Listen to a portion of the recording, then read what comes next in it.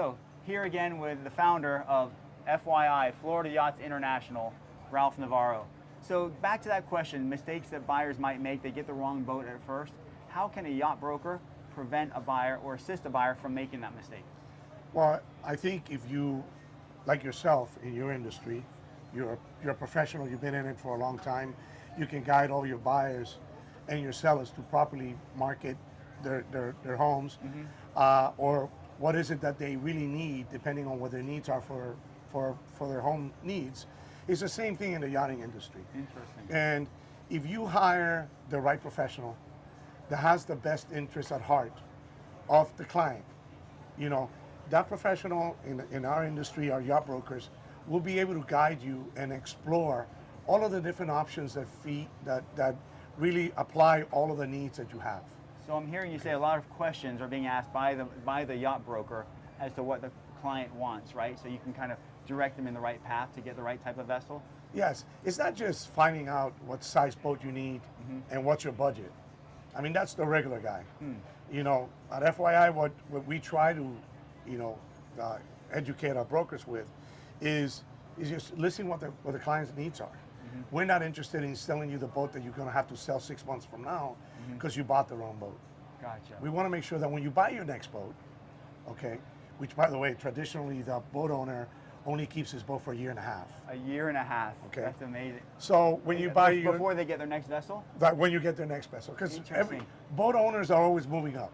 You know, I have a sailboat. I've had Yeah. it for a year and a half, and Yeah. I just got another sailboat. There you go. Funny, because Yeah. this one didn't have enough headroom in it. There you go. I needed something else. That's funny you should say that. Yeah. I figured out what I don't want and not what I do want in the next boat. And that's exactly what a good yacht industry professional will do. Yes, yes. Guide its client like you do, you know, to making sure that the next purchase is the right purchase for them.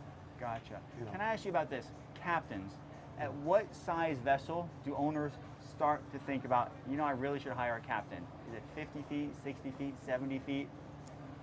So I think captains it's a really important point because there's additional cost to the budget per year.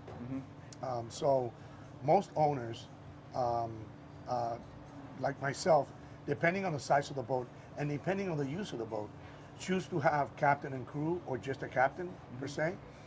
And if I go out for the day and there's going to be any drinking at all, any alcohol involved, you definitely want to have someone that's a professional at the helm, that knows what they're doing, that's licensed, and that's not drinking.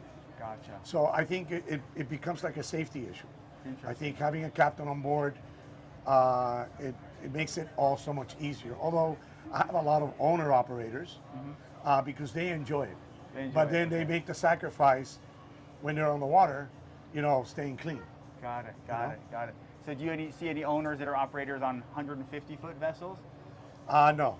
I think once you reach 70, 80 feet, you see most owners move over to the captain and crew area because it makes it so much simpler to operate.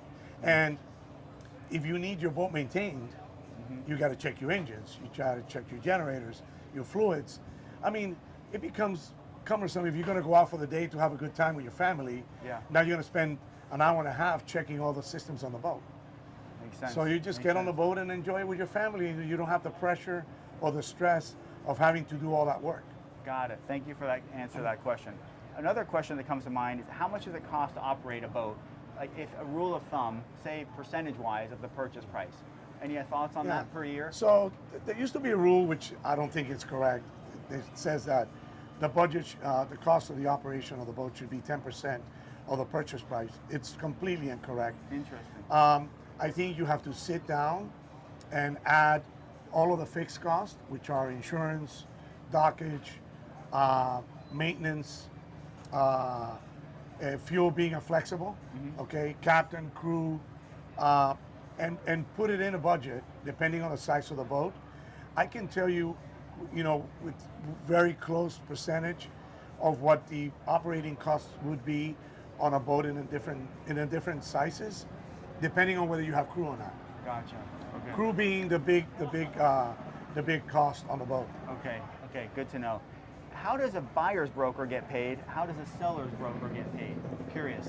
So, In the yachting business. you know, in the yachting business, we've gotten the questions that you guys had in the real estate, which, by the way, I think is completely unfair. I think when a buyer buys a home or a yacht, whoever pays the commission, that shouldn't really matter. I mean, I think that was unfair what was done in the real estate side. In the yacht side, due to our licensing requirements on our yacht license, you know, years ago we were required to advise the seller and the buyer that the seller is paying the commission for both. Okay. Okay. That's how it used to be in the yachting So business. for a long time we've been doing that, and we make at closing, we have a form that the buyer and the seller signed, that they understand that I represent both parties of this transaction in a case, and that I'm being paid by the seller, and the seller has agreed to pay me, the buyer's side and the seller's side. Okay. You know, and you know, you get buyers now that try to bring the real estate into the game, and it's fine. Okay, so You they're, know, trying, they're yeah. bringing their own brokerage. So Yeah. okay. If the buyer wants to say, look, I'm not interested in, if the seller says, hey, let the buyer pay the buyer's commission, then you tell the buyer or the buyer's representative, you know, your buyer has to pay your commission. Okay. Okay. We Good haven't to know. experienced that yet. Understood. Question asked. Guys, let's do one more location.